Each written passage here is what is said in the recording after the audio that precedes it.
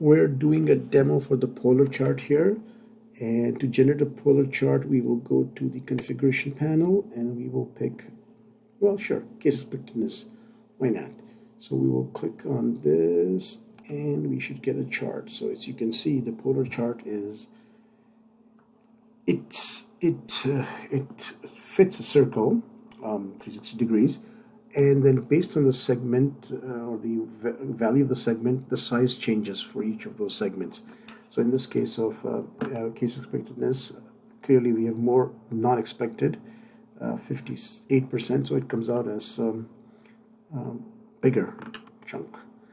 If I change the case expectedness to case serious, let's see what happens.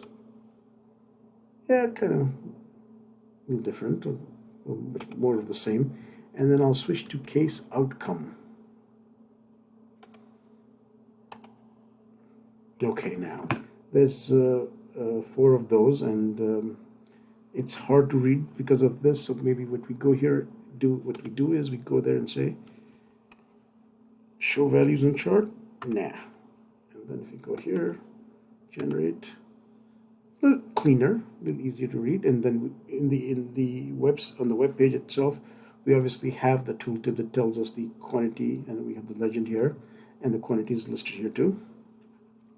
So this is what a polar chart looks like. You can export it as an image if you wish. Save this image, and we should get it in a download. We do this.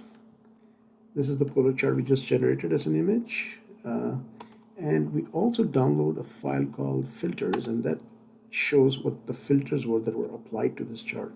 In this case, we didn't filter anything, so everything that is there, that goes in there as choices for that piece of data. So if we look at the date, for example, our data is from 2022 January 2022, end of 2022 May. So it tells you what the range is. It tells you what the manufacturers are. I only have 3 manufacturers in the sample data. So the filters file does that for you. We also have exporting ToroViewer. ToroViewer is an interactive file that you can, whatever analysis you're doing, you can send an analysis to someone else who does not have ToroCube. They are relegated to the chart you have created. They are relegated to the data you've sent them. They cannot change the data as much because theirs is pretty much a self-contained package in that sense. You can also save report. There is another video on saving reports that you can see.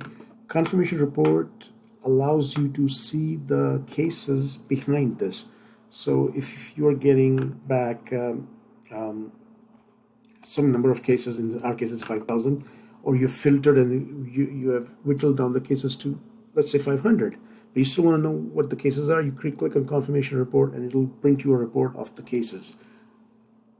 I do not recommend you use it in the demo. It will work, it'll be slow, and the reason is the demo is running client side and it runs faster on the server, but it is available to you. Thank you for watching the demo of the polar chart.